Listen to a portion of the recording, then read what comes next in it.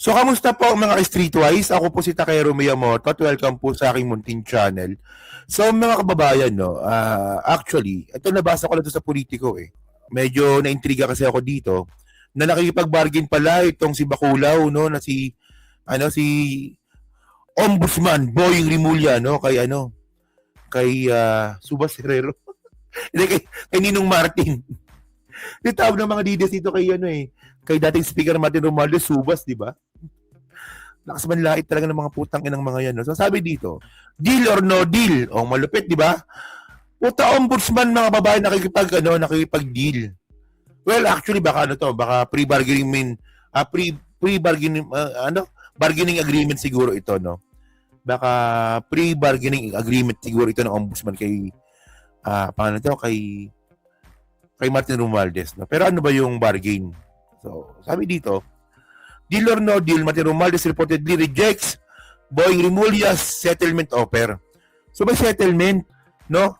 Actually, kung may settlement, no, at ayaw makulong ni Martin Romualdez, papayag na kaagad yan. Ganon, di ba? Ganon. Pero tinan nyo naman kung ano klaseng settlement ang gusto ni Boying Rimulya dito. Sabi dito ni Politico. Anis Cooper said the proposed arrangement included the return the questioned funds as part of a potential deal to mitigate Romualdez legal exposure. The former speaker, however, allegedly refused. So ang sabi nga po dito, ibabalik mo yung pera para nga po mabawasan yung kaso mo or para hindi ka na ma-expose.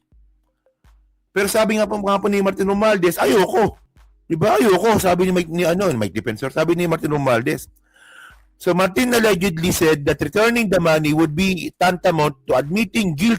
So tama naman, no? Sabi ni Martin na kapag ako nag-break ng pera, ibig sabihin nito, guilty ako kasi meron akong perang binalik. Malupit no? Mautak na hindi itong si Boying Rimulya, no? Kasi nga naman, no? Kung ako wala akong ninakaw, anong ibabalik ko? Parang balik mo yung pera, hindi ka namin kakasuhan. Oh. Ayos talaga si Baculaw, no? Sabi dito, no? Hindi, actually, idol ko to si Boying eh. Sa totoo lang. Sumabit lang talaga siya dito eh.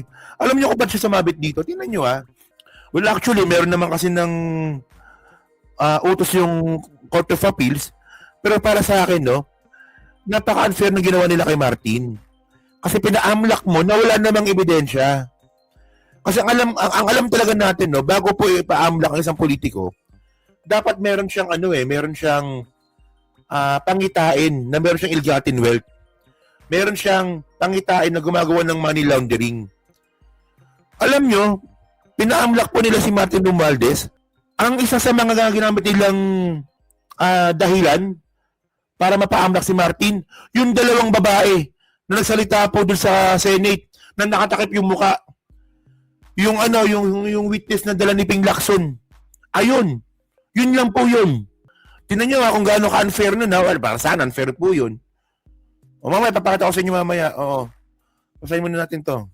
So, tension escalated when the Office of the Ombudsman secured a court order barring Romualdez from leaving for Singapore on April 21. Kasi sabi nga daw po kasi tatakas daw, sabi. So, ito yung sinasabi ngayon natin. No? Amlak Romualdez asset frozen amid plunder allegations. So, tinan nyo, ang bilis talaga, no? Grabe ito si Rimulya, no? Pina-amlak niya kaagad si Romualdez na walang ebidensya. Kasi ano bang pinakamagandang example dito, mga babayan, no? For example, si Kibuloy. Di ba si Kibuloy? Bago po napaamlak yan. Sangkatutak nga po na na pagharang ang nangyari po dyan. Pero wala po nangyari. Yung ginagawa ni Kibuloy, napaamlak din po talaga siya. O tinan nyo si Kibuloy, mga babayan, napaamlak yan kasi yung pumapasok na pera sa kanila, hindi po tumutugma dun po sa mga pinapatayo niya mga simbahan, pinapatayo niya pong malaking stadium o coliseum. May pangitain na money laundering.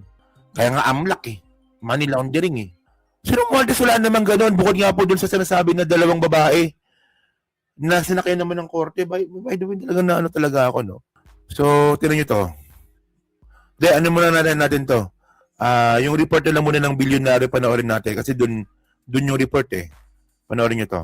Ang nasa mahigit 80 assets na nakapangalan at konektado kay Leyte 1st District Representative Martin Romualdez. Tignan nyo ha, kung maka-80 assets tong agenda, itong bilyonaryo, kala mo kay Martin lahat eh. Yung 80 assets ng mga kababayan na yan, hati po sa tatlo yan. Pero kung makapag-report sila, 80 assets no, na konektado kay Martin Romualdez, ganun kaagad yung report nila eh. Yung 80 assets ng mga kababayan, 30 tao yung nandyan. Hati sila sa 80 assets po na yan. Assets yung kasama bangko doon ha, kasama bank accounts doon, tsaka mga properties. Sige. Ayon sa freeze order ng Anti-Money Laundering Council o AMLAC, Tignan nyo ha. 80 assets pero 25 bank accounts lang kay Martin. 10 insurance policies. Putang na. Pati insurance policies kasama. Hindi, medyo nagulat lang ako ha. Pati insurance policies kasama sa ano? Sa AMLAC. 25 bank accounts at 10 insurance policies ang nakapangalan sa dating speaker. 27 Kita nyo, pero walang properties.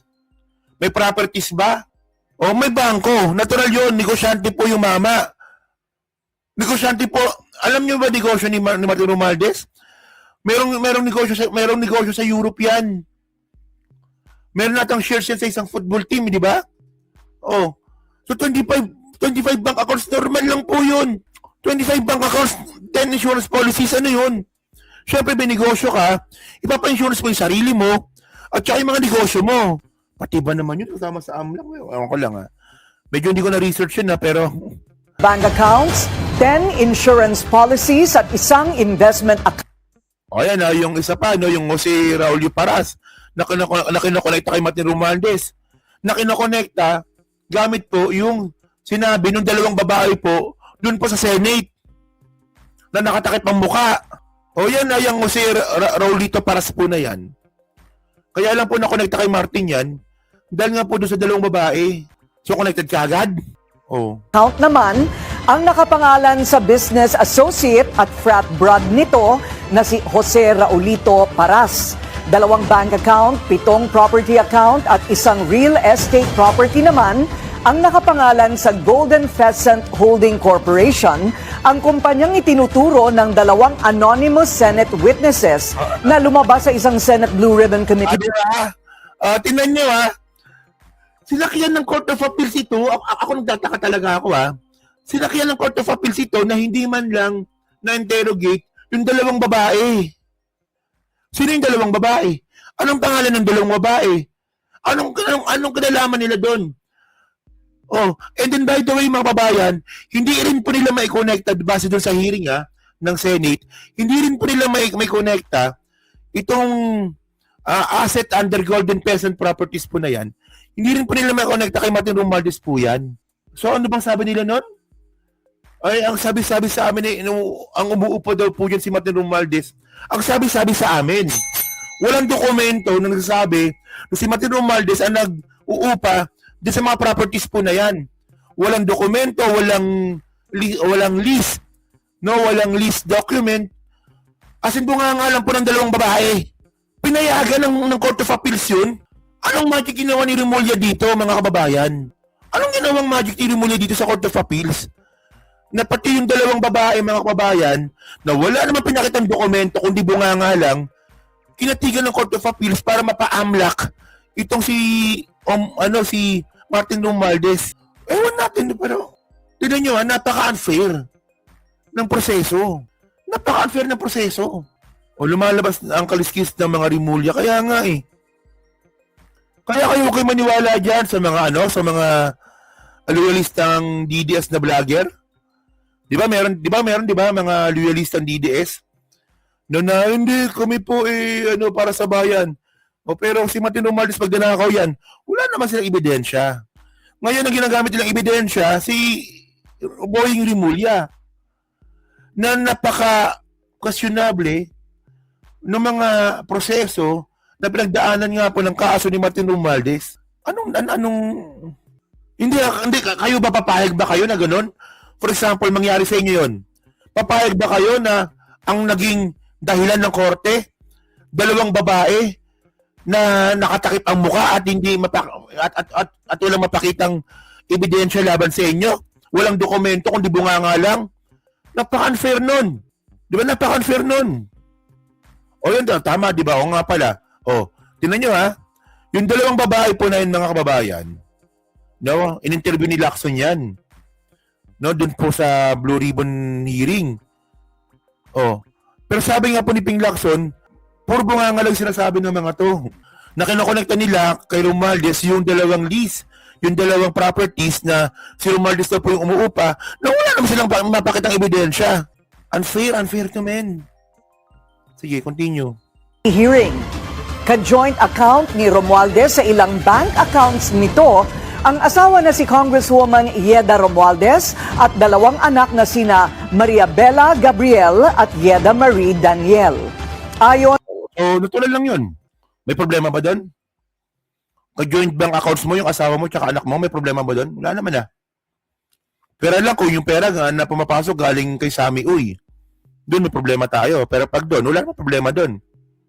sa freeze order, may probable cause para sabihing related sa plunder, direct and indirect bribery at money laundering ang mga naturang assets. Kabilang sa mga basehan nito ang mga pagdinig sa Kongreso, ang testimonya ng mag-asawang Diskaya at mga referral ng Office of the Ombudsman sa AMLAC.